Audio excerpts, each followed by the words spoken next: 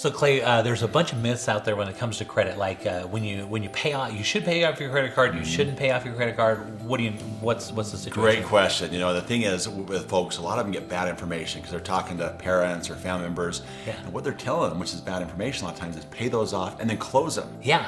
Now, paying them off can be a really good thing because it widens the spread between your balance to high credit ratio.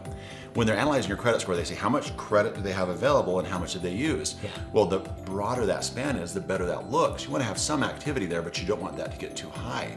The challenge when they pay that off is all of a sudden now they've really narrowed that span, and in many cases they've dramatically reduced their credit score by closing those accounts after. So even though they've paid it all off, they look great, and then they close it, and then it defeats the whole purpose. That's right, yes. And one of the things that we tell folks too is you gotta be a little bit careful when you're paying them off, because one of the things we're looking at is assets, down payment, reserves, when it comes time.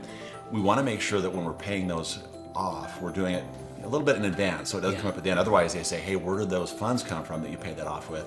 And you get into that. Now that's not horrible if the funds are there and easily verifiable.